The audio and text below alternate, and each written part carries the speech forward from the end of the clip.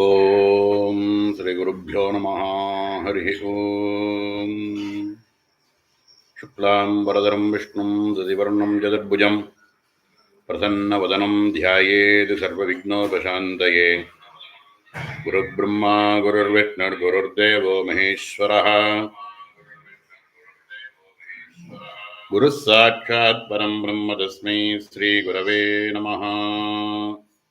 நாராயணம் பத்மபுவம் வசிஷ்டம் சக்திஞ்ச தத்புத்திரபராதரஞ்ச व्यासं सुखं गौडपदं महान्तं गोविन्दयोगीन्द्रमदासशिष्यं श्रीशङ्कराचार्यमदास्य पद्मपादं च हस्तामलकं च शिष्यं तं दोडकं वार्तिककारमन्यानस्मद्गुरून् सन्दतमानतोऽस्मि।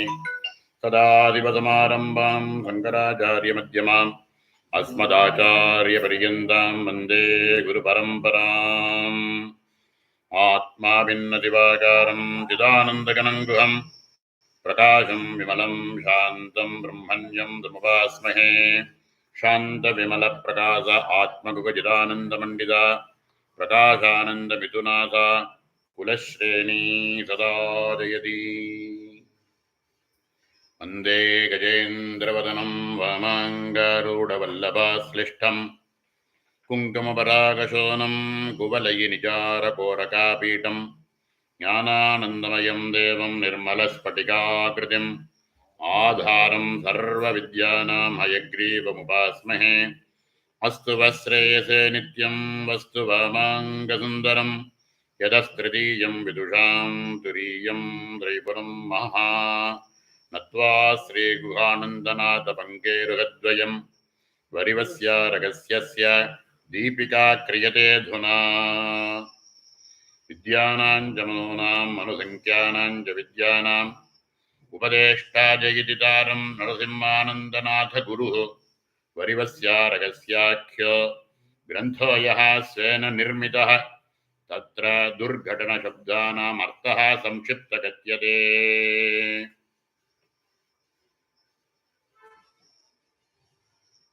பரமகுஹ்யமான ஸ்ரீவித்யைன்னு சொல்லக்கூடிய பஞ்சதசி மந்திரத்துக்கும் பூர்ண காயத்ரிக்கும் இருக்கக்கூடிய சாமரஸ்யத்தை பற்றி சொல்ல ஆரம்பிச்சு, முதல் அர்த்தமாக இருக்கக்கூடிய காயத்ரி சம்பூர்ணார்த்தம் அப்படின்னு முதல் ஆரம்பித்தார். அந்த வரிசையில் முதல் கூட்டத்தில் இருக்கக்கூடிய அக்ஷரங்களை வச்சு பூர்ண காயத்ரி எப்படி அர்த்தமாகிறது அப்படிங்கிறத போன அவகாசத்தில் பார்த்துன்னு வந்தோம். அது தொடர்ச்சியா அதில் கடைசி பாதமாக இருக்கக்கூடிய தியோயோன பிரஜோதயாது, அப்புறம் நாலாவது பாதமாக இருக்கக்கூடிய பரோரஜசே சாவதோம் அப்படிங்கிறது மாயாபீஜமாக இருக்கக்கூடிய பிரில்லேகை அப்படின்னு சொன்னோம். காயத்ரியினுடைய அர்த்தத்தை பார்த்துட்டோம். இந்த ஹிரீங்காரமும் அதுவே அப்படிங்கிறத பார்க்கணும். இப்போ அந்த இதில் தொடர்ச்சியில் இருக்கோம். இப்போ காயத்ரி அர்த்த நிரூபணம் அப்படிங்கிறதுல காமயதே ச ககாரஹ காமோ பிரம்மைவ தத்பதஸ்யார்த்தः சவிதுர்வரேண்யமிதி வை சவிதுः ஸ்ரேஷ்டம் द्वितीयवर्णार्थः सर्वान्तर्यामी ददत् भर्गो देवस्य धी इति तुर्यार्थः पृथ्वीमही लकारः तृतीयस् तुर्यांग्रि போதிகா மாயா அப்படின்னு ஸ்லோகம். அதில் நம்ம முதல் பாதத்தில் இருக்கக்கூடிய தத்து அப்படிங்கிற பதமானது ககாரம் அப்படிங்கிறத பார்த்தோம்.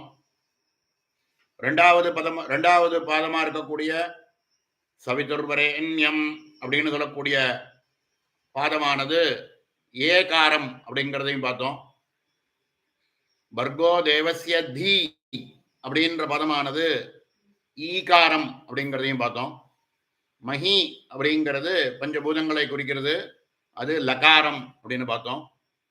தியோயோன பிரஜோதியாது பரோரஜசே சாவதோம் அப்படிங்கிறது ஹிருல்லேகா மாயாபீஜம் அப்படிங்கிறத பார்க்கணும். இப்போ தியோயோன பிரஜோதியாது அப்படிங்கிறதுக்கு நம்ம முன்னாடி பார்த்த அர்த்தமானது என்ன அப்படின்னா,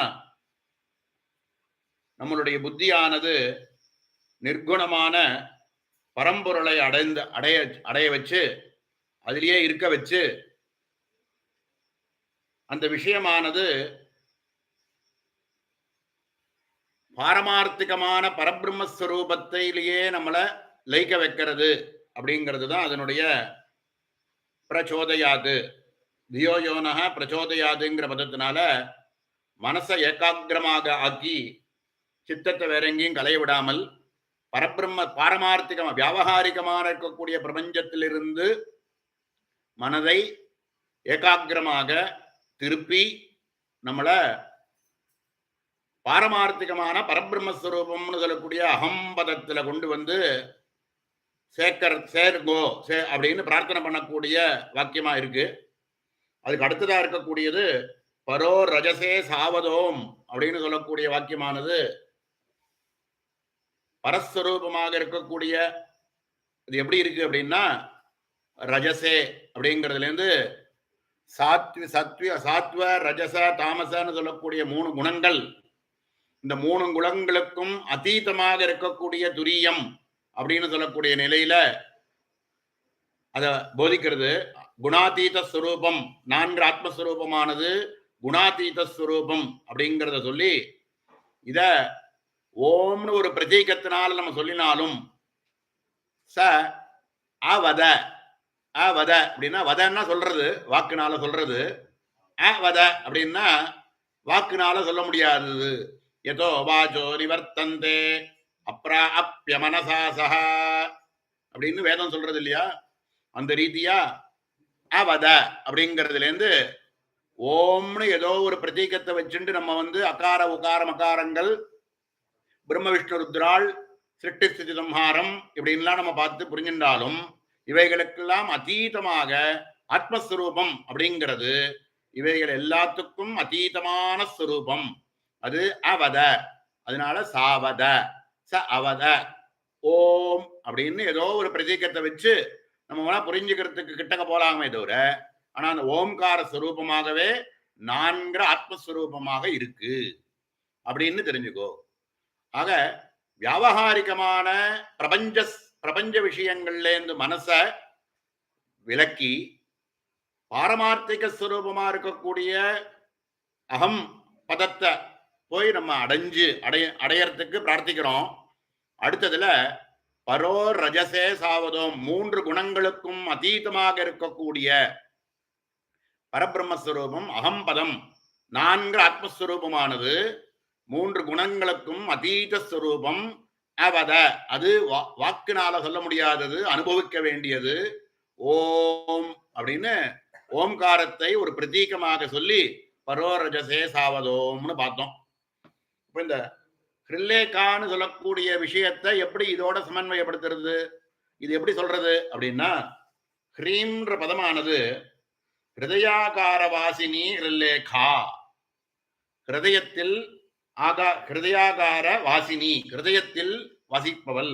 இது எப்படி பிரிக்கிறார் அப்படின்னா, ஹ்ரீம்ன்றது இந்த இடத்துல பிரிக்கும் போது எப்படி பிரிக்கிறார் அப்படின்னா, ஹிரு ஈ இம் அப்படின்னு 3ஆ பிரிக்கிறார். ஹிரு ஹிருதயம், ஈ ஹ்ரீம்ல இருக்கக்கூடிய ஒரு அக்ஷரத்துல இருக்கக்கூடிய கான்சனன்ட்ஸ் எப்படி பிரிக்கிறார் அப்படின்னா, ஹிரு அப்படின்னு ஒரு பதமாகும். முன்னாடி எல்லாம் நம்ம எப்படி பார்த்துட்டு வந்தோம், இஹு இரு ஈ இம்மு இப்படின்லாம் பிரிச்சு பார்த்தோம். இப்ப இந்த இடத்துல எப்படி பிரிக்கிறார் அப்படின்னா, ஹிரு அப்படின்னா ஹிருதயம், ஹிருதயத்துல உணரக்கூடியவர். நம்மளே 4 ஆத்மஸ்வரூபத்தை ஹிருதேசேர்ஜுன திஷ்டதி அப்படின்னு சொல்ற மாதிரி ஹிருதயத்துல அப்படிங்கிறத ஹிரு. ஹிருதயாகார ரூபிணி அப்படின்னு ஹிருதயாகார வாசினி ஹிருல்லேகா. ஹிருல்லேகை அப்படிங்கிறது இத வந்து ஹிருதயத்துல நம்ம பார்க்கக்கூடியது, ஹிருதயத்துல நம்ம தெரிஞ்சுக்க வேண்டியது. ஹிரு ஈன்னு சொல்லக்கூடிய அக்ஷரம், இம்மு அப்படின்னு 3ஆ பிரிச்சு இந்த ஹிருல்லேகையை பிரிக்க வைக்கிறார். இதுல இருந்து என்ன சொல்றார் அப்படின்னா, இதுல ஜோதியாது பரோரஜசே சாவதோம்னு சொல்லக்கூடியது ஹ்ரீம்காரமாக எப்படி சொல்றது அப்படின்னா, இவைகள் எல்லாத்துக்கும் இஹ்ஹு இர்ரு ஹ்ரு ஈ இம்னு சொல்லக்கூடிய காமகலை, அந்த மகார ஸ்வரூபமாக இருக்கக்கூடிய பிரம்மா விஷ்ணு ருத்ராள் இவைகள் எல்லாத்துக்கும் அதீதம், சிருஷ்டி ஸ்திதி சம்ஹாரத்துக்கு அதீதம், சத்வரஜஸ்தமஸுக்கு அதீதம் அப்படிங்கிறத ஹிருதயத்தில் இருக்கக்கூடிய அகம் பதத்துல பாரு, நான்கு ஆத்மஸ்வரூபமானது அதுதான் அப்படின்னு புரிய வைக்கிறது பரோரஜசே சாவதோம்னு சொல்லக்கூடியதும், தியோயோன பிரஜோதியாது பரோரஜசே சாவதோம் அப்படிங்கிறது அதுல சொல்லியிருக்கக்கூடிய அர்த்தமானது ஹ்ரீம்காரத்துல என்ன சொல்லியிருக்கோம், ஹ்ரீம்காரத்துல என்ன என்ன சொல்லியிருக்கோ அதே தான் இதுவும் அதுவும் ஒண்ணுதான் அப்படின்னு சமன்வயப்படுத்தி இப்படியாக முதல் கூட்டத்தில் இருக்கக்கூடிய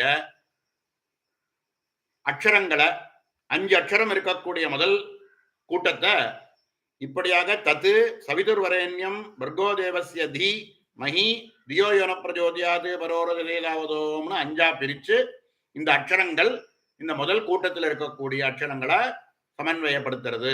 ஆக பூர்ண காயத்ரியில் இருக்கக்கூடிய அர்த்தம் என்னவோ அதே அர்த்தம்தான் முதல் கூட்டத்தில் இருக்கக்கூடிய 5 அக்ஷரம் உள்ள இந்த மந்திரம் அப்படின்னு முதல் இதை முடிச்சார். இப்ப இதுல சொல்லியிருக்கிற இதே ரீதியில 2வது கூட்டத்தில் இருக்கக்கூடிய 6 அக்ஷரங்களையும் 3வது கூட்டத்தில் இருக்கக்கூடிய 4 அக்ஷரத்தையும் இதே மாதிரி இதோட சமன்வயப்படுத்தி நம்ம புரிஞ்சுக்க போறோம். அது எப்படி சொல்றாரு அப்படின்னா, திரிபதி திரிவர்ணபோத்யா, திரிபதி திரிவர்ணபோத்யா துரியஸ்ததுபரி ஷடக்ஷரி கமகஹ, ஷடக்ஷரி கமகஹ அத தார்த்தீயே வர்ணத்விரதம் வர்ணத்விதயம் திரிபதி ஷடக்ஷரி கமகம் அப்படின்னு ஒரு ஸ்லோகம். 9வது ஸ்லோகம். 10வது ஸ்லோகத்தில் எப்படி சொல்றார் அப்படின்னா, கூட்டத்விதயே சேஷம் பூர்வவத் உன்னேயமிதி, பூர்வவத் உன்னேயமிதி து வித்யாயாஹ காயத்ரியா திரிபுரோபனிஷதிக திரிபுரோபனிஷத் கதிதஹ ததைவ பாகவதே அப்படின்னு சொல்லி 9வது ஸ்லோகத்திலையும் 10வது ஸ்லோகத்தையும் சொல்றார். பல விஷயங்கள் இதுல இருக்கு, எல்லாத்தையுமே இப்ப பார்க்க போறோம். இதுல எப்படி சொல்றார், எப்படி பிரிக்க சொல்றார் அப்படின்னா, திருப்பதி அப்படின்னு 2வது கூட்டத்தில் இருக்கக்கூடிய காயத்ரியில இருக்கக்கூடிய 3 பாதங்களா இருக்கக்கூடிய தத்து சவிதுகு வரேண்யம் அப்படின்னு 3 பதங்களை பிரிச்சுக்கோங்க. தத்து சவிதுகு வரேண்யம் அப்படின்னு 3 பதத்தை பிரிச்சுண்டு 2வது கூட்டத்தில் இருக்கக்கூடிய அக்ஷரங்களாக இருக்கக்கூடிய ஹகாரம் சகாரம் ககாரம் அந்த 3 அக்ஷரங்களையும் அதோட சேர்த்துக்கோங்க. ஆக தத்து அப்படிங்கிற பதமானது ஹகாரம், சவிதுகு அப்படிங்கிற பதமானது சகாரம், வரேண்யம் அப்படிங்கிற பதமானது அதனுடைய அர்த்தம் என்ன அப்படின்னா அது ககாரம் அப்படின்னு புரிஞ்சுக்கணும். இப்ப முதல் 3 அக்ஷரத்தை 2வது கூட்டத்தில் இருக்கக்கூடிய 3 அக்ஷரத்தை சொல்லிவிட்டார். இதுக்கு அடுத்தது துரியஸ்ததுப ஷடக்ஷரி கமகஹ 6 அக்ஷரத்தோட இருக்கக்கூடிய வர்கோதேவஸ்ய தி அப்படின்னு சொல்லக்கூடிய 6 அக்ஷரத்தோட இருக்கக்கூடிய வர்கோதேவஸ்ய தி அப்படிங்கிறத அடுத்த அக்ஷரமா இருக்கக்கூடிய ஹகாரம் அப்படின்னு அர்த்தம் பண்றார். மகி அப்படிங்கிறது ஏற்கனவே மகின்றது முதல் கூட்டத்துல பார்த்த மாதிரி லகாரம், கடைசி பாதமா இருக்கக்கூடியது முதல் பாதத்துல பார்த்த மாதிரியே தியோயுன பிரஜோதியாது பரோரஜசேதாவதோம்னு சொல்லக்கூடிய 2 பாதங்களுமே ஹ்ரீம்காரத்தை குறிக்கிறதுன்னு ஏற்கனவே நம்ம பார்த்துட்டோம். இப்ப இதுல எப்படி இப்ப பார்க்க வேண்டியது அப்படின்னா, தத்து அப்படிங்கிறது ஹகாரமானது எப்படி ஆச்சு, முதல் பதத்துல தத்துங்கிறது ககாரம்னு பார்த்தோம். இப்ப அது ஹகாரம்னு எப்படி இதை புரிஞ்சுக்கிறது அப்படின்னு பார்க்கணும். சவிதுகு அப்படிங்கிறது சகாரம்னு புரியுறது. சவிதுகுன்ற பதமே சகாரம்னு, சவிதா அப்படிங்கிற பதமே சகாரத்துல ஆரம்பிக்கிறதுனால சவிதுகு அப்படிங்கிறது சகாரம்ங்கிறது புரியுறது. வரேண்யம் அப்படிங்கிறது ககாரம். இப்ப இது 2த்துக்கு மட்டும் இதுல பிரமாணங்கள் எடுத்து காமிச்சு, பிரமாணத்திலேருந்து எப்படி ஹகாரமானது தத்துங்கிற பதமும் எப்படி வரேண்யம்ங்கிறது ககாரம் அப்படிங்கிறத மட்டும் 2 புரிய வச்சோம்னா பாக்கி எல்லாம் ஏற்கனவே முதல் கூட்டத்தில் நம்ம பார்த்த விஷயங்கள் அப்படியே இருக்கு. இப்போ ஹகாரம் அப்படிங்கிறது தத்து அப்படிங்கிற பதத்துக்கு எப்படி அப்படிங்கிறதுக்கு ஒரு கொடுக்கக்கூடிய ஒரு வியாக்கியானம். எங்கேருந்து பிரமாணம் எடுத்து இதை சொல்றார் அப்படின்னு பார்த்தோம்னா,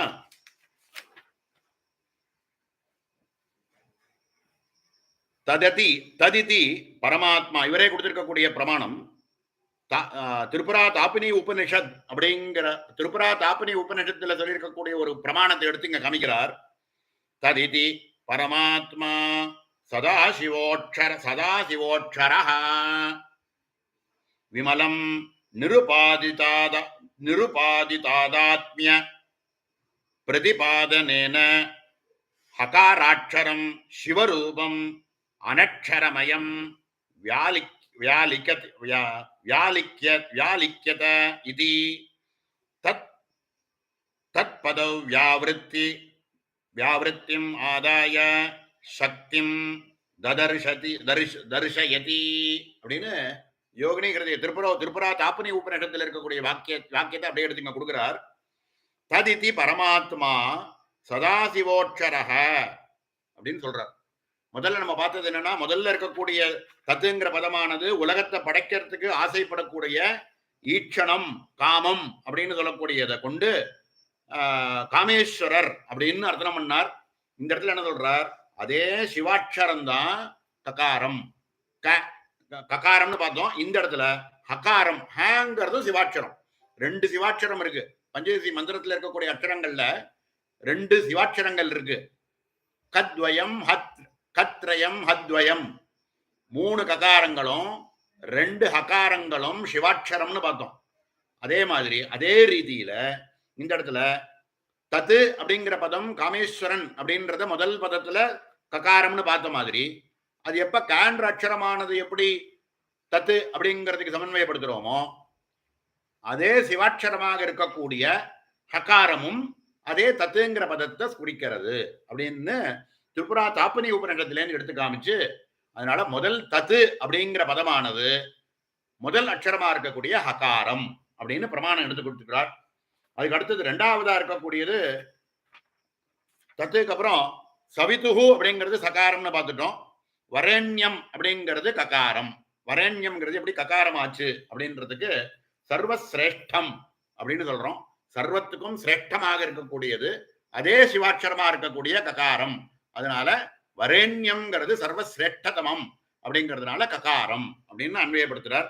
இப்படியாக பர்கோ தேவஸ்ய தி அப்படின்னு சொல்லக்கூடிய 6 அட்சரமானது இந்த இடத்துல ஹகாரம். ஹ அப்படிங்கிறது எப்படி ஆறுது அப்படின்னா, ஹ்ரீம்காரத்துல இருக்கக்கூடிய ஹகாரத்துல ஹன்றது பர்கோ தேவஸ்ய தி அப்படின்னு சொல்லக்கூடிய 6 அட்சரமானது அதே அர்த்தம். அந்த இடத்துல என்ன அர்த்தம் பார்த்தோம் நம்ம, பர்கோ தேவஸ்ய தி அப்படிங்கிறதுக்கு எல்லாத்துக்கும் அந்தர்யாமியாக இருந்துண்டு அவைகள் எல்லாத்துக்கும் காரணமாக ஆதாரமாக இருக்கு அப்படிங்கிறத தான் ஈகாரமா பார்த்தோம். அதே ஈகாரத்துல அதே ஹகாரமானது சிவாட்சரமாக இருக்கிறதுனால இந்த ஹ அப்படிங்கிற அட்சரமும் 6 அட்சரமா இருக்கக்கூடிய பர்கோ தேவஸ்ய தி அப்படிங்கிற பதத்தோட அன்வயப்படுத்தி அது அடுத்த அட்சரமா இருக்கக்கூடிய பர்கோ தேவஸ்ய திங்கிறது ஹகாரம் அப்படின்னு சொல்லிட்டார். மஹி அப்படிங்கிற அட்சரத்தையும் ஹ்ரீம் கடைசியா இருக்கக்கூடிய 2 பாதத்தையும் ஹ்ரீம்காரம் அப்படிங்கிறது முதல் கூட்டத்திலேயே நம்ம பார்த்த விதியாக அதே மாதிரி புரிஞ்சுக்கோங்க. ஆக 2வது கூட்டத்தில் இருக்கக்கூடிய அட்சரங்கள் எல்லாமுமே காயத்ரியில் இருக்கக்கூடிய அர்த்தத்தோட சமன்வயப்படுத்து அப்படின்னு 2வது கூட்டத்தை காமிச்சுட்டார். 3வது கூட்டத்தை காமிக்கும் போது 4 அட்சரமா இருக்கக்கூடிய ச க ல கிருலேகை அப்படின்னு இருக்கக்கூடிய 4 அட்சரத்தோட இருக்கக்கூடிய 3வது கூட்டத்துல இதை எப்படி பிரிக்கிறார் அப்படின்னா, தத்சவிதுர்வரேண்யம் அப்படின்னு சொல்லக்கூடியது முதல் பாதமா இருக்கு. காயத்ரியில இருக்கக்கூடிய முதல் பாதம் இருக்கு. அதை முதல் பாதமாக பிரிச்சு அதை சகாரம்னு கொண்டு வர்றார். பர்கோ தேவஸ்ய தி அப்படின்னு சொல்லக்கூடிய 6 அட்சரமா இருக்கக்கூடியத ககாரம் அப்படின்னு முதல்ல இருக்கக்கூடிய க அப்படின்னு சிவன் எப்படி சொன்னோமோ அதே சிவத்தை ககாரமாக இங்க காமிச்சார். மஹி அப்படிங்கிற பதம் மட்டுமே லகாரம்ன்றது எல்லாத்துக்குமே அன்வயப்படுத்திடுத்து. அதுக்கு மேல இருக்கக்கூடிய தியோயோன பிரஜோதியாது பரோர திசேதாவதுங்கிறது அதே ஹிருல்லேகா அப்படிங்கிறத இப்படியாக அதை பிரிச்சு பாருங்க. தத்சவிதுர்வரேண்யம் அப்படிங்கிறது 3வது கூட்டத்தில் இருக்கக்கூடிய முதல் அட்சரமா இருக்கக்கூடிய சகாரம். வர்கோதேவசிய தி அப்படிங்கிறது ஆறட்சரமா இருக்கக்கூடிய வர்கோதேவசிய தி அப்படிங்கிறது ககாரம். ககாரம்னா சர்வ சிவாட்சரம். அதனால சிவம்ங்கிறது வந்து வர்கோதேவசிய தி அப்படின்னு காமிச்சிட்டு, பாக்கி ரெண்டும் மகி அப்படிங்கிறதும் அடுத்ததா இருக்கக்கூடிய மூணாவது நாலாவது பாதங்கள் எல்லாமுமே ஏற்கனவே ஹிரீங்காரத்தோடு அன்வயப்படுத்திட்டோம். ஆக இப்படியாக 3 கூட்டங்கள்லயும் இருக்கக்கூடிய 3 கூட்டங்களும் ஒன்னொன்னுமே பூர்ண காயத்ரியோட அன்வயப்படுத்திக்கோங்க. அதுல இருக்கக்கூடிய அர்த்தமே தான் ஒன்னொன்னும் இருக்கு அப்படின்னு சொல்லிட்டு, இதுக்கு மேல முக்கியமா ஒரு ஸ்லோகத்துல ஒரு முக்கியமான ஒரு விஷயத்தை எடுத்து வைக்கிறார். கூட்ட த்விதீயே சேஷம் பூர்வவிதுன் பூர்வவிது விதுத் நேயமிதி து வித்யயா காயத்ரியார்த்த திரிபுரோபனிஷதி கதிதஸ்தஸ்யைவ பாகவதே அப்படின்னு பாகவதத்துக்குன்னு ஒரு லட்சணம் இருக்கு. அந்த பாகவதத்தினுடைய லட்சணமானது என்ன அப்படின்னா, பாகவதத்துக்குன்னு ஒரு லட்சணம் இருக்கு. அந்த லட்சணம் என்ன அப்படின்னு நம்ம சார் எடுத்து காமிச்சிருக்காரு இந்த இடத்துல. பாகவதத்தினுடைய லட்சணத்துக்குன்னு சொல்லியிருக்கக்கூடிய ஸ்லோகமானது ஹயக்ரீவ பிரம்ம வித்யா யத்ர விருத்ரவதஸ்ததா காயத்ரியா ச சமாரம்பஸ்தத்வை பாகவதம் விதுஹு அப்படின்னு ஒரு பிரமாணம் எடுத்து காமிக்கிறார். ஹயக்ரீவரால் ஹயக்ரீவரால் சொல்லப்பட்ட பிரம்ம வித்யை எத்திர எங்க சொல்லப்பட்டிருக்கோ அது, விருத்ராசுரவதன் எதுல சொல்லப்பட்டிருக்கோ அது, காயத்ரி பூரா எப்படி இருக்கோ அத மாதிரி இருக்கக்கூடியது பாகவதம் அப்படின்னு பாகவதத்துக்குன்னு சொல்லியிருக்கக்கூடிய ஒரு லட்சணம். இத நம்மளுடைய தேவி பாகவதம் அப்படின்னு சொல்லக்கூடிய தேவி பாகவதம் சொல்றோமே, இந்த தேவி பாகவதத்துல சொல்லக்கூடிய முதல் ஸ்லோகமானதே எப்படி இருக்கு அப்படின்னா, இதுலயே வியாக்கியானத்திலே எடுத்து கொடுக்கிறார். முதல்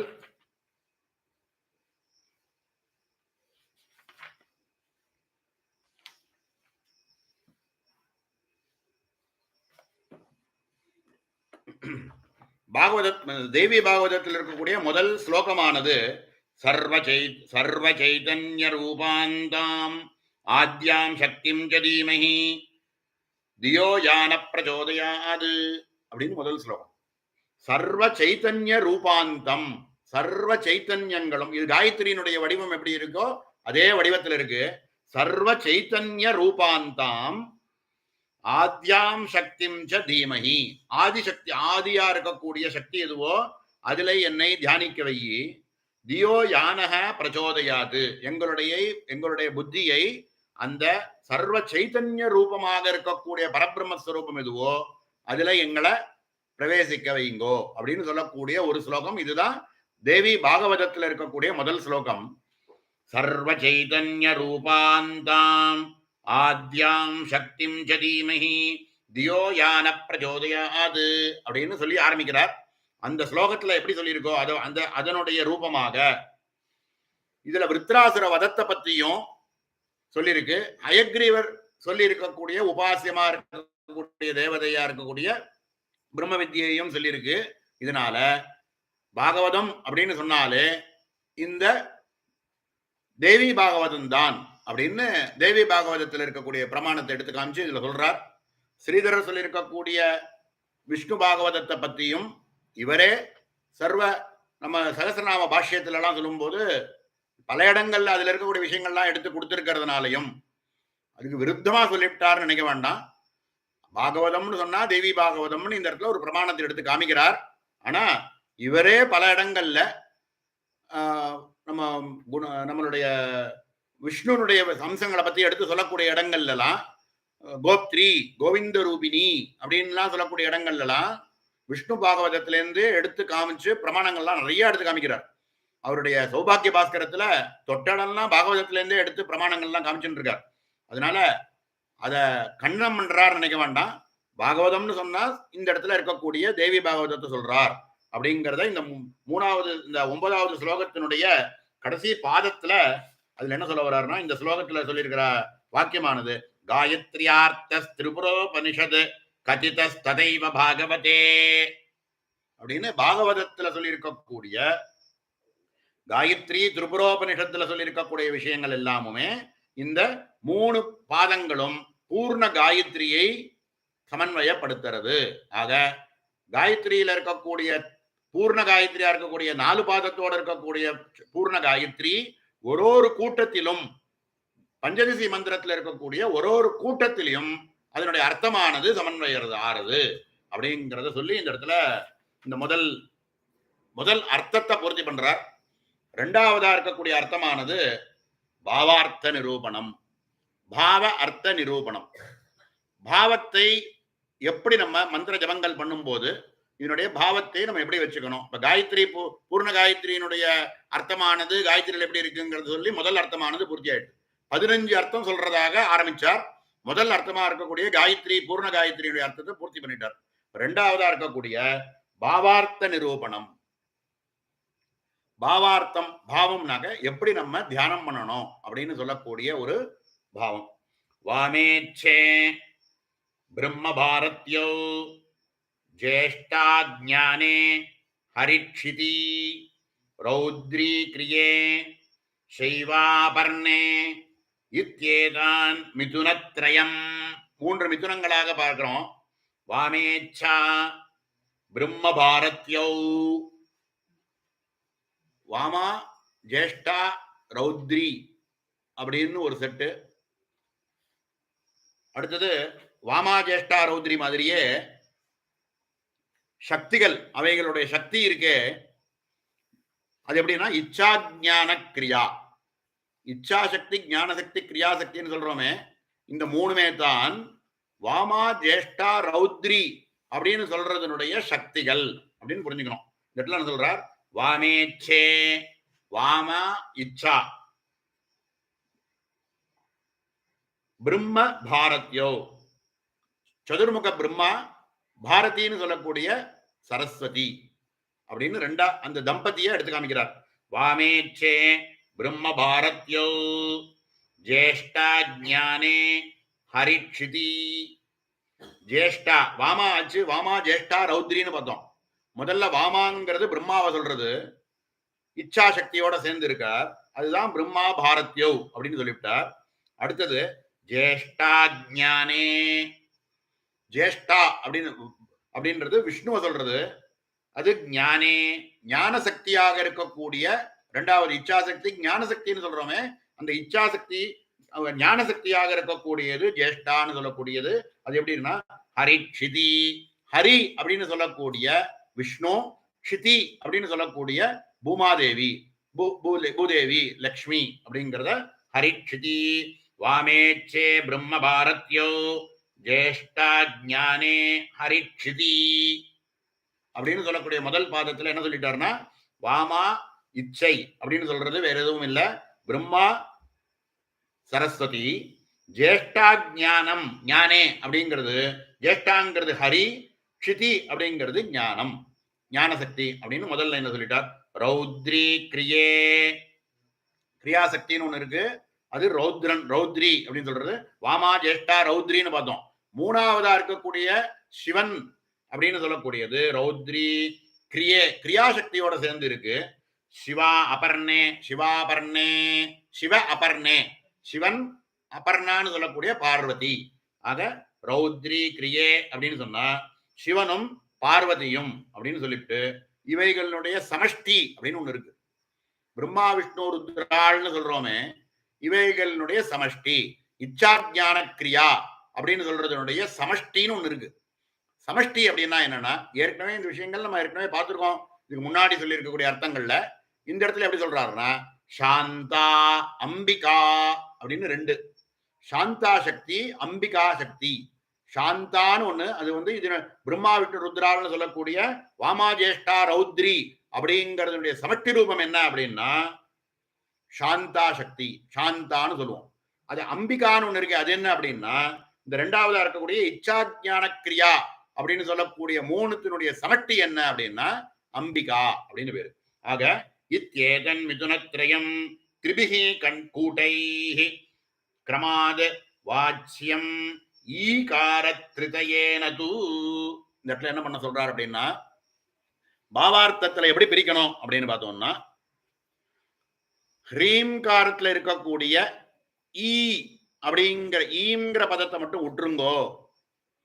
வர்ஜிதகான் கடைசியில் என்ன சொல்லியிருக்கார், திரிபிகி கூட்டைகி 3 கூட்டத்தில் இருக்கக்கூடிய கிரமாது வாச்சியாம் ஈகார திரிதயேது.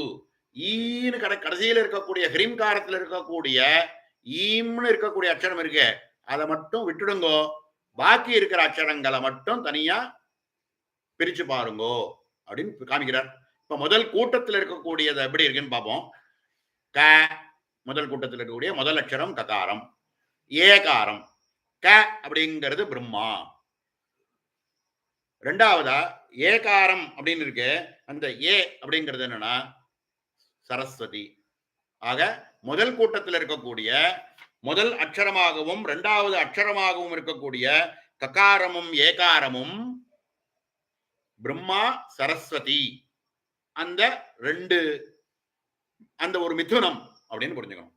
இரண்டாவது ஈ அப்படிங்கிற அக்ஷரமும் லகாரமும், ஈ அப்படிங்கிறது விஷ்ணுவை குறிக்கிறது, லகாரமானது பூமி அப்படின்னு சொல்லக்கூடிய பூமாதேவின்னு சொல்லக்கூடிய லகாரத்தை குறிக்கிறது. ஆக ஈகாரமும் லகாரமும் விஷ்ணுவையும் பூமாதேவியையும் குறிக்கிறது. அப்புறம் ஹ்ரீம்ல ஈம மட்டும் தான் விட்டோம். இஹு இரு அப்படின்னு 2 அக்ஷரம் இருக்கணும். இஹு அப்படிங்கிறது சிவனையும், இரு அப்படிங்கிறது பார்வதியையும் குறிக்கிறது. ஆக முதல் கூட்டத்தில் இருக்கக்கூடிய அக்ஷரங்களை 6ஆ பிரிச்சு இக்க ஏ ஈ ல இஹு இரு அப்படின்னு பிரிச்சுட்டோம் அப்படின்னா, இதுல முதல் 2 அக்ஷரமானது பிரம்மாவையும் சரஸ்வதியையும் குறிக்கிறது. இரண்டாவது 2 அக்ஷரம் ஈகாரமும் லகாரமும் விஷ்ணுவையும் பூமாதேவியையும் குறிக்கிறது. இஹு இரு அப்படின்னு சொல்லக்கூடிய 2 அக்ஷரமும் ருத்ரனையும் ருத்ரனையும் பார்வதியையும் குறிக்கிறது, சிவனையும் பார்வதியையும் குறிக்கிறது. இப்படியாக இந்த 3 மிதுனங்களும் இந்த முதல் கூட்டத்துல ஈம்னு சொல்லக்கூடிய விஷயத்தை விட்டுட்டு பாக்கியில பாருங்க. அப்ப ஈம்ங்கிறது என்ன அப்படின்னா இதனுடைய சமஷ்டி. சமஷ்டினா என்ன அப்படின்னா சாந்தா அம்பிகா. பிரம்மா விஷ்ணு ருத்ராள் அப்படின்னு சொல்றோமே, அதனுடைய சமஷ்டி என்ன அப்படின்னா சாந்தா. இச்சாசக்தி ஞானசக்தி கிரியாசக்தி அப்படின்னு சொல்றோமே, அதனுடைய சமஷ்டி என்ன அப்படின்னா அம்பிகா. அப்போ ஈம்னு சொல்லக்கூடிய அக்ஷரத்தில் இருக்கக்கூடிய ஈம்ங்கிறது எதை குறிக்கிறது அப்படின்னா இந்த சாந்தா அம்பிகான்னு சொல்லக்கூடிய இந்த 3 மிதுனங்களுடைய சமஷ்டி ரூபமாக சாந்தா அம்பிகான்னு புரிஞ்சுக்கோங்க. இப்ப முதல் கூட்டத்தை எப்படி பாவிக்கணும் அப்படின்னு சொல்லிவிட்டார். இதே மாதிரி இரண்டாவது கூட்டத்தில் இருக்கக்கூடிய அக்ஷரங்கள்ல ஹகாரம் சகாரம், ககாரம் லகாரம், அப்புறம் இன்னொரு ஹகாரம் இருக்கு. இது என்ன சொல்றது, அடுத்ததுல என்ன சொல்லியிருக்காரு அப்படின்னா ஏற்கனவே இந்த பதத்தை நம்ம இதே மாதிரி பண்ணியிருக்கோம். இரண்டாவது கூட்டத்துல 2 ஹகாரம் வர்றதுனால இரண்டாவது ஹகாரத்தை 3வது கூட்டத்தோட சேர்த்துருங்கோ. அப்போ இரண்டாவது கூட்டத்துல ஒரே ஒரு ஹகாரத்தை எடுத்துட்டோம் அப்படின்னா ஹ ச க ஹ விட்டுருங்க, லகாரம் இஹு இரு அப்படி பிரிச்சோம் அப்படின்னா ஹகாரம் அப்படிங்கிறது பிரம்மா, சகாரம் அப்படிங்கிறது சரஸ்வதி.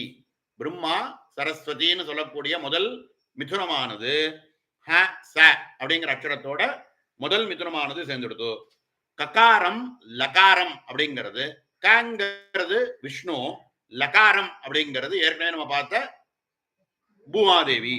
அதே மாதிரி இஹு இரு அப்படிங்கிற அக்ஷரம் நம்ம ஏற்கனவே பார்த்துட்டோம், சிவன் பார்வதி அப்படின்னு பார்த்துட்டோம். இதனுடைய கூட்டம் அப்படின்னா இதனுடைய சமஷ்டி அப்படிங்கிறது என்னன்னா ஈம்னு சொல்லக்கூடிய கடைசி பாக்கி விட்டு வச்சிருக்கோமே அது என்ன அப்படின்னா இந்த 3 மிதுனங்களுடைய சமஷ்டி ரூபமாக சாந்தா அம்பிகா அப்படின்னு புரிஞ்சுக்கோங்க. இப்படியாக 2வது கூட்டம் முடிஞ்சிடுது.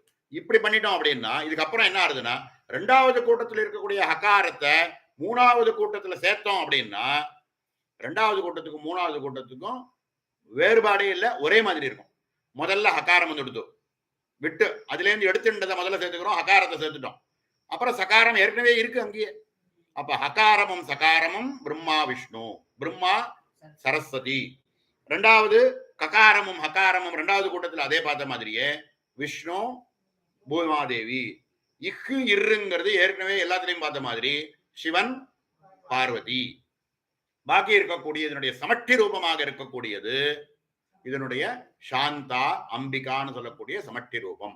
இது நம்ம எங்க பார்த்திருக்கோம்னா திரிகோணத்துல எடுத்து பாருங்க. பூஜையில பண்ணும்போது, பூஜா காலங்கள்ல திரிகோணத்துல பூஜை பண்ணும் பொழுது பிரம்மாக்கு அப்படின்னு முதல் கூட்டத்தை சொல்லி ககாரத்தை சொல்லி பிரம்மா அப்படின்னு சொல்றோம், சிருஷ்டி அப்படின்னு சொல்றோம், இச்சா அப்படிங்கிற பதம் அதுல வருது. இதெல்லாம் அதுல வந்துடுது முதல் கூட்டம், முதல் ரேகையில.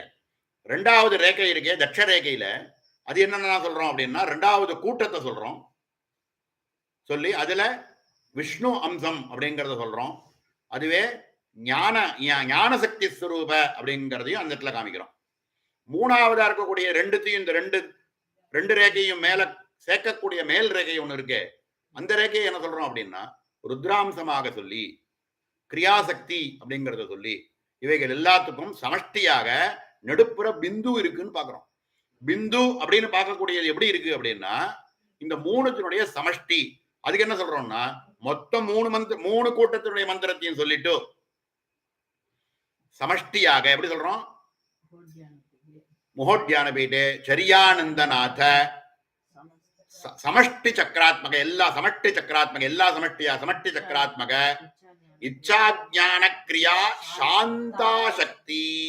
அதுலயே வந்துடுது இச்சா ஞான கிரியா சாந்தா சக்தி வாக்பவ காமராஜ மூணு கூட்டங்களையும் சொல்லி இவைகள் எல்லாம் சேர்ந்து சமஷ்டியாக பிந்துவுல இருக்கு அப்படின்னு பார்த்தோம்.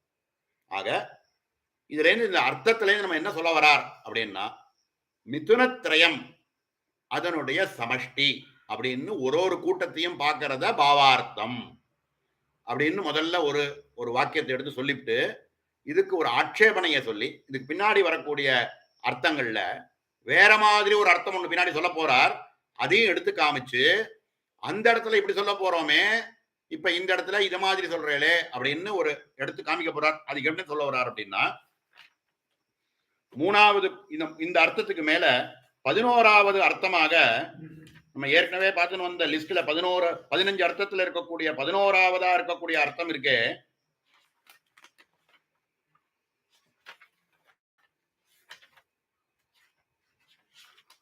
ஒரே விஷயம். சாக்தார்த்தம்னு ஒண்ணு பார்க்க போறோம். சாக்தார்த்தத்துல என்ன சொல்ல போறாரு அப்படின்னா ஒரு கூட்டமுமே இது பிரம்மா, ரெண்டாவது கூட்டமானது விஷ்ணு, மூணாவது கூட்டமானது சிவன் அப்படின்னு பார்க்க போறோம். இந்த இடத்துல ஒரு கூட்டத்துக்குள்ள இருக்கக்கூடிய ஒரு அக்ஷரத்தையும் ரெண்டு அக்ஷரத்தை பிரிச்சு இதுவே இது ஒரு கூட்டத்துக்குள்ளேயுமே பிரம்மா விஷ்ணு ருத்ரா 3 பேரும் இருக்கான்னு நீங்க சொல்றீங்களே அப்படின்னு ஒரு ஆட்சேபனை எடுத்து வச்சு அதுக்கு சமன்வயப்படுத்த போறார். அது அந்த இடத்துல 77வது ஸ்லோகத்துல பார்க்கும்போது 77வது ஸ்லோகத்துல ககாரத்ரய வாச்சியாஸ்து சகலா பிரளயா கலா விஜான கேவலாச்சேதி திரிப்பிரகாரா உபாசகர்களை பத்தியும் சொல்லி ஒரு 2 விதமான ஆட்சேபனையை சொல்லி அதுக்கு சமன்வயப்படுத்த போறார் பாக்கி உள்ள இடங்கள்ல. இதுல என்ன சொல்ல வர்றாரு இப்போ அப்படின்னா முதல்ல இப்ப பாவிச்சது என்ன அப்படின்னா முதல் கூட்டத்துக்குள்ளேயே பிரம்மா விஷ்ணு ருத்ராள் அவர்களுடைய சமஷ்டி, ரெண்டாவது கூட்டத்துக்குள்ளேயே பிரம்மா விஷ்ணு ருத்ராளுடைய தம்பதி அதனுடைய சமஷ்டி, மூணாவது கூட்டத்துக்கு எடுத்துட்டோம்னா ரெண்டாவது கூட்டத்தில் இருக்கக்கூடிய ஹகாரத்தை சேர்த்து மூணாவது கூட்டத்துக்குள்ளேயும்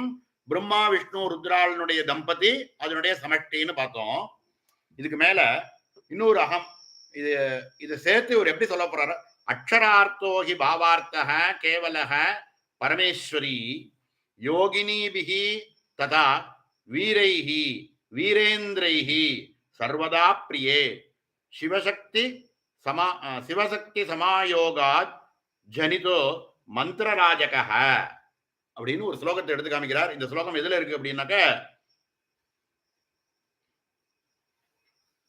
யோகினி ஹிருதயத்திலேருந்து இந்த ஸ்லோகத்தை எடுத்து காமிக்கிறார். யோகினி ஹிருதயத்திலேருந்து இந்த ஸ்லோகத்தை எடுத்து காமிச்சு அக்ஷரார்த்தோகி பாவார்த்தக, பாவார்த்தம்ங்கிறதும் பின்னாடி சொல்லக்கூடிய சாக்தார்த்தம் அப்படின்னு ரெண்டாவதா சொல்றோமே, அது ரெண்டுமே இந்த இடத்துல ஒரே மாதிரி தான் நம்ம புரிஞ்சுக்கணும் அப்படின்னு இந்த இடத்துல ரெண்டு இப்படியாகவும் சொல்லலாம் அப்படியாகவும் சொல்லலாம் அப்படின்னு சமன்வயப்படுத்துறதுக்குன்னு ஒரு யோகினி ஹிருதயத்திலேருந்து ஒரு ஸ்லோகத்தை எடுத்து காமிக்கிறார். யோகினி யோகினிபி ததா வீரே வீரைஹி வீரேந்திரைஹி சர்வதா பிரியே. வீரர்கள் வீரேந்திரர்கள்னு ரெண்டா பிரிக்கிறார் இந்த இடத்துல. வீரர்கள்னா என்ன, வீரேந்திரர்கள்னா என்ன அப்படின்னு ரெண்டா பிரிச்சு இதுல இதுக்கு ஒரு பிரமாணம் என்ன, பிரமாண ஸ்லோகம் ஒன்று எடுத்து காமிக்கிறார். அகமி பிரளயம் குர்வன்னு இதமக பிரிய பிரதியோகினஹ பராக்கிரம பரோ புங்கே ஸ்வாத்மானம் அசிவாபகன் அப்படின்னு ஒரு ஸ்லோகத்தை எடுத்து காமிச்சு இதுல என்ன சொல்ல வரார் அப்படின்னா,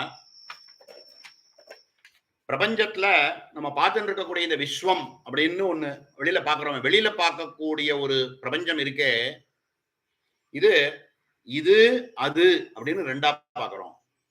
இது அது அப்படின்னு ரெண்டா பாக்குறோமே. கிட்டக்க இருந்தாக்க இதுன்னு சொல்றோம், தூரக்கத்துல இருந்ததுனாக்க அது அதுன்னு சொல்றோம். இது அதுன்னு நம்ம பார்க்கக்கூடிய இந்த பிரபஞ்சம் இருக்கே, இவைகள் எல்லாமே வெளியில பாக்குறோம் இல்லையா, வெளியில தானே பாக்குறோம். வெளியில பார்க்கக்கூடிய இது அதுங்கிற விஸ்வமானது எங்க பார்க்கிறோம் அப்படின்னா அகம்ல பார்க்கிறோம்.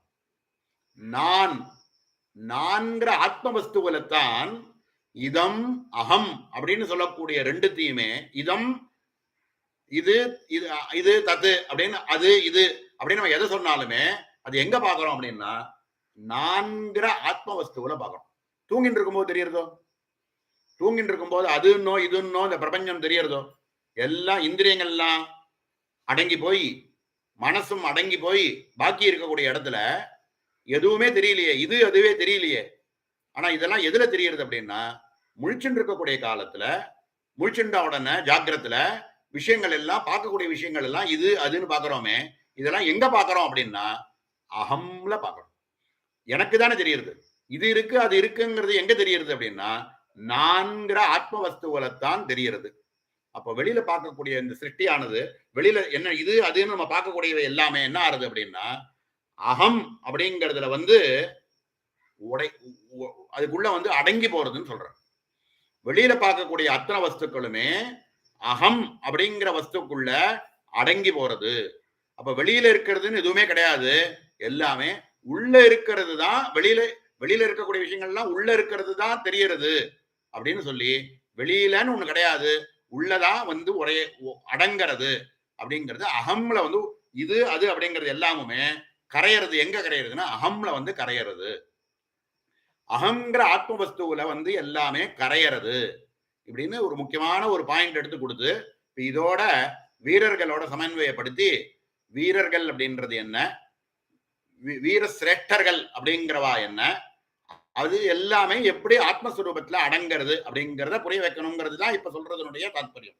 என்ன சொல்ல வர்றார் அப்படின்னா பரா பஞ்சசிகா அப்படின்னு சொல்லக்கூடிய பிரமாணம் படி, பரா பஞ்சசிகாங்கிற பிரமாணத்தின்படி வெளியில தெரியக்கூடிய உலகங்கள் எல்லாமுமே நான்கு ஆத்மஸ்வரூபத்துல வந்து அதுல லயமாகி வெளியில இருக்கக்கூடிய வேற்றுமைகள் எல்லாமே அடங்கி போய் அகம்குள்ள அனுபவிக்கிறான். நான் அப்படிங்கிறதுக்குள்ள அனுபவிக்கிறான்.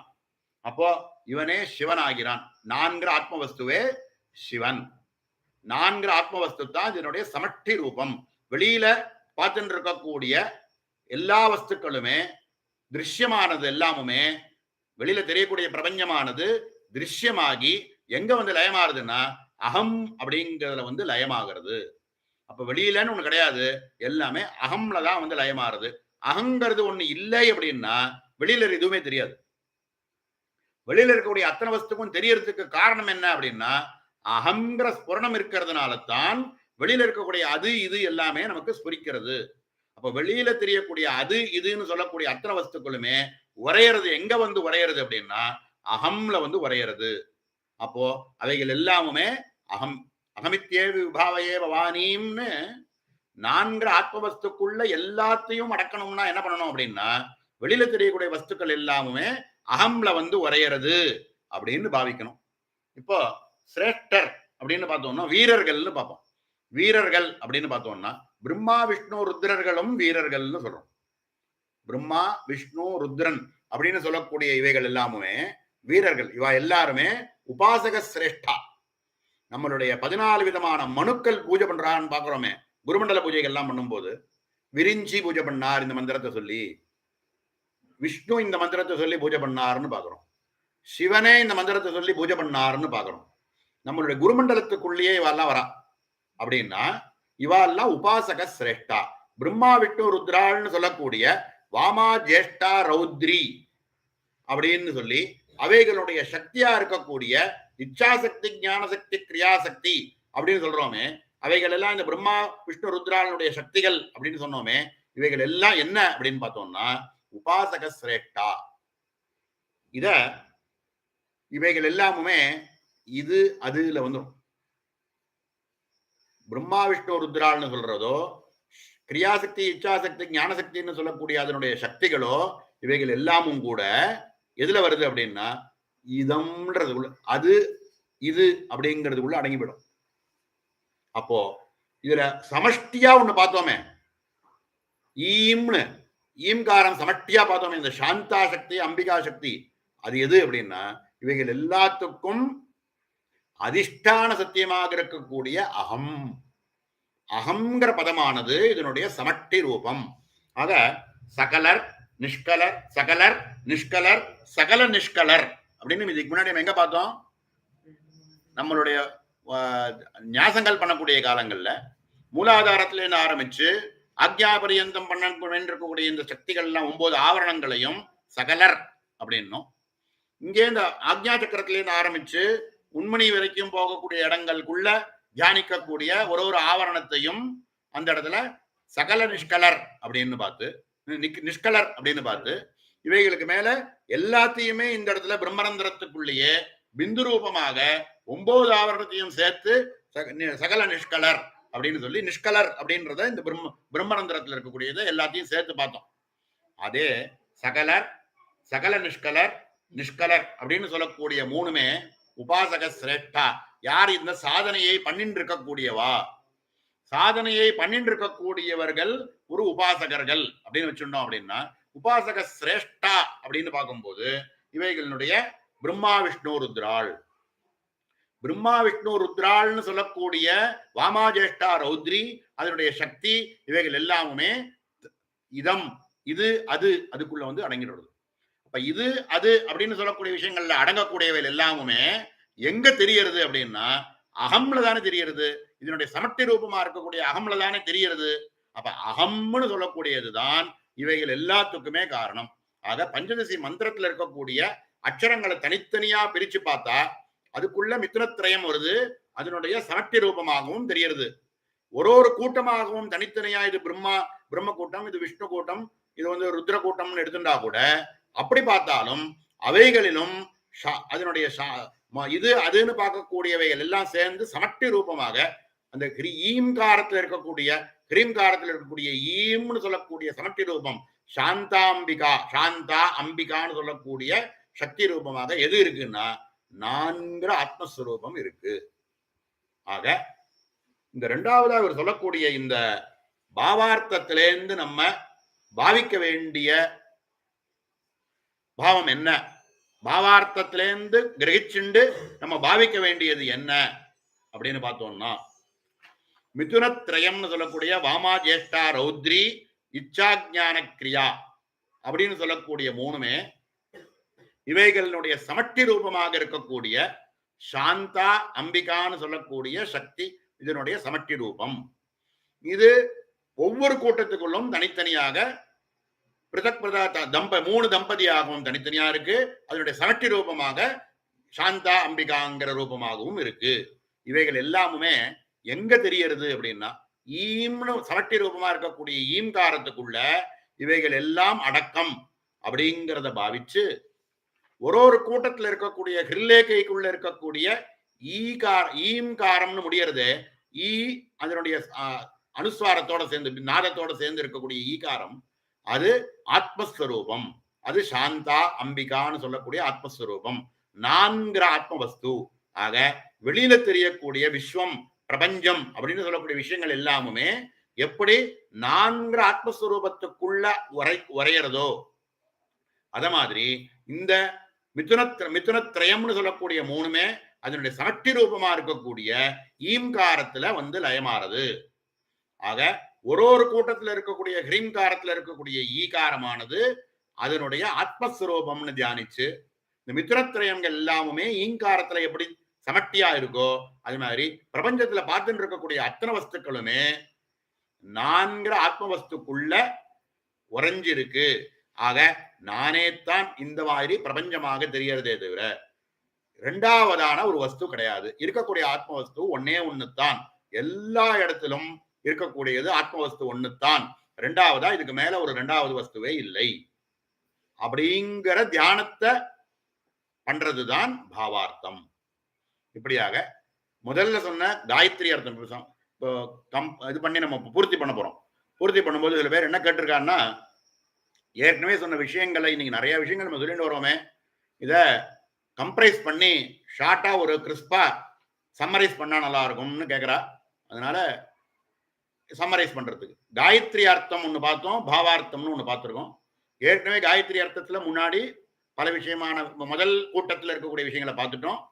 இப்போ முதல் கூட்டத்தில் இருக்கக்கூடிய கடைசி விஷயத்த அந்த தியோயோன பிரஜோதியாது பரோரஜசேசாவதோம்னு சொன்ன 3வது 4வது பாதங்களை ஹ்ரீம்காரத்தோட எப்படி அன்வயப்படுத்துறதுன்றத பார்த்தோம். ஆக முதல்ல காயத்ரி ஒரு கூட்டத்துக்குள்ளேயும் இருக்கக்கூடிய காயத்ரியினுடைய அர்த்தமானது ஒரு பூர்ண காயத்ரியில இருக்கக்கூடிய அர்த்தமானது ஒரு கூட்டத்திலும் இருக்கு அப்படிங்கிறத பார்த்தோம். 2வது கூட்டத்திலையும் பார்த்தோம், 3வது கூட்டத்திலையும் இதே மாதிரி பார்த்தோம்.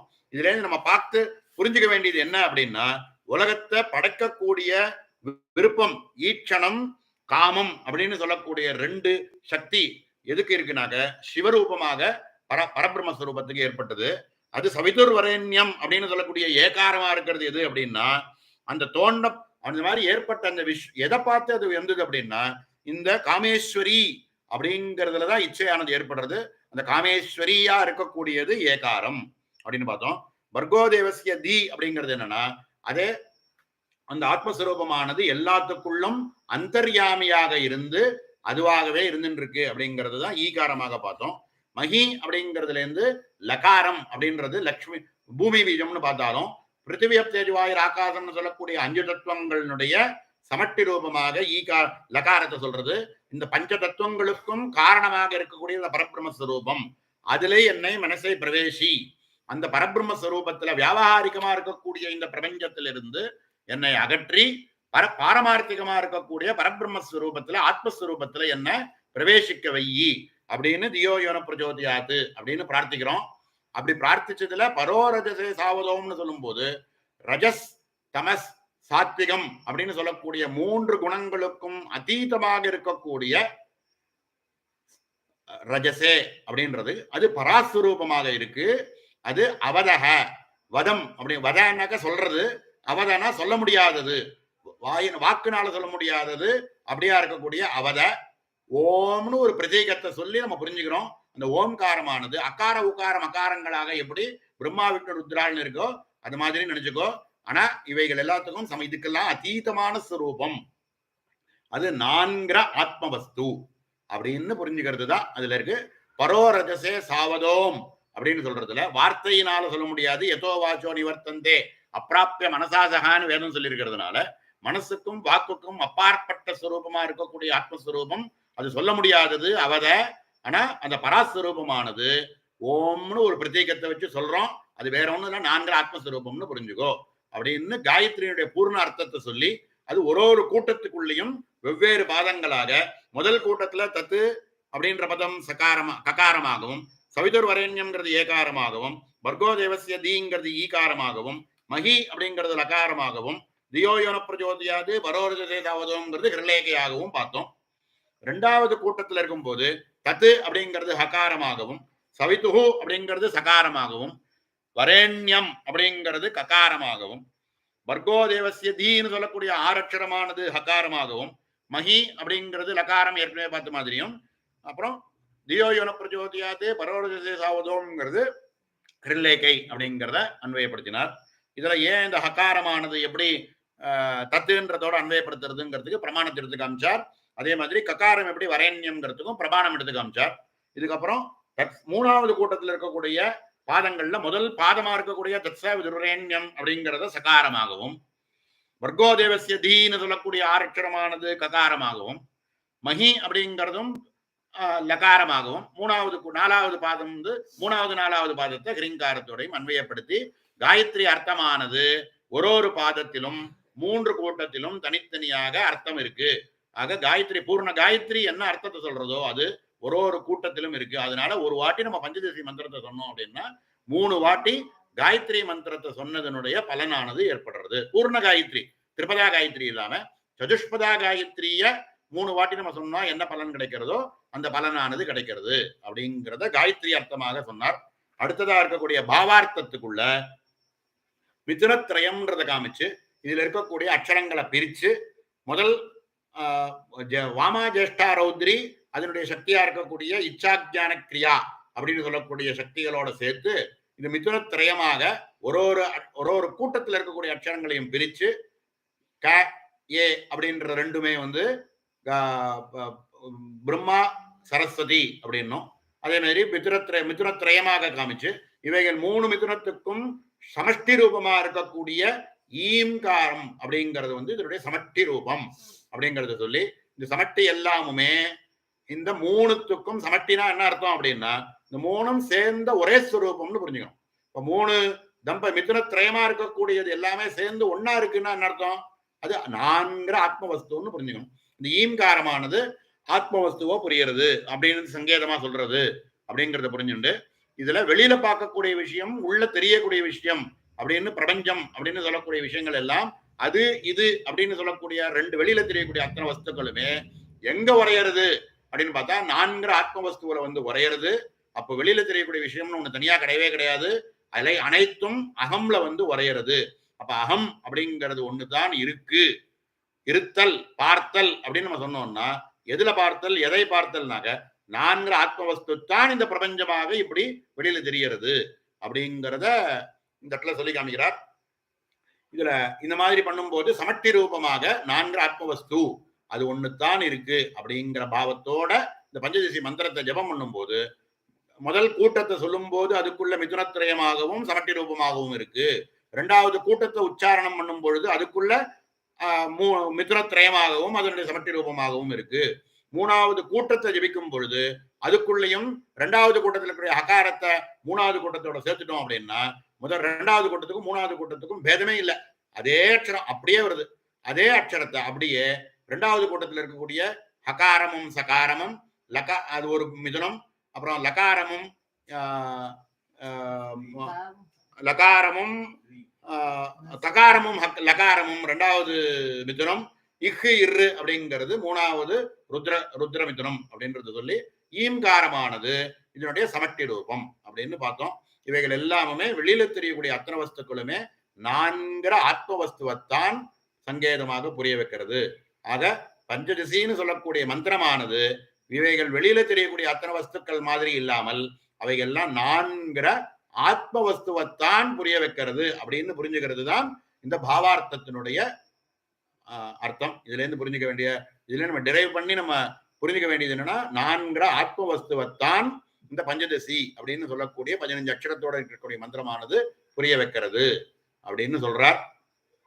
இப்படி தியானம் பண்ணினாத்தான் அகமித்யே விபாவையே பவானின்னு சொல்றோமே, வெளியில தெரியக்கூடிய காமாட்சி அப்படின்னு சொல்லக்கூடிய லலிதாம்பிகா அப்படின்னு சொல்லக்கூடிய சுரூபமானது அது வேறு இல்லை, 4 ஆத்மவஸ்து வேறு இல்லை அப்படின்ற பாவமானது நமக்கு ஏற்படணும்னா இந்த மாதிரியான பாவத்தோட ஜபம் பண்ணி இந்த பண்ணிட்டு இருந்தா தான் குரு கிருபையில அது ஒரு நாளைக்கு சித்திக்கும் அப்படிங்கிறது சந்தேகமே இல்லை, நிசந்தேகம். இதோட ஸ்பஷ்டமா இந்த பாவார்த்தங்களை எடுத்து கொடுக்கவே முடியாது. அந்த மாதிரி ரொம்ப அழகா எடுத்து கொடுத்துருக்கார். அதை யதாசக்தி யதாமதி நம்ம சமர்ப்பணம் பண்றோம். அதை கேட்கிறவாளுடைய காதுல அதை புரிய வச்சு குருநாதால் வந்து அதுல சொல்லியிருக்கக்கூடிய பாவத்தையும் கொடுத்து நம்மளை கரையேற்றணும் அப்படிங்கிறத பிரார்த்தனை பண்ணிட்டு இதோட முடிக்கிறோம். ஹரஹர நம பார்வதி பதயே ஹரஹர மகாதேவ. பூர்ணமதః பூர்ணமிதம் பூர்ணாத் பூர்ணமுதச்யதே பூர்ணஸ்ய பூர்ணமாதாய பூர்ணமேவாவசிஷ்யதே. ஓம் சாந்தி சாந்தி சாந்தி. இதுல வந்து அந்த பர்கோதேவஸ்ய தீல ஃபர்ஸ்ட் இதுல ஈ சொல்றா.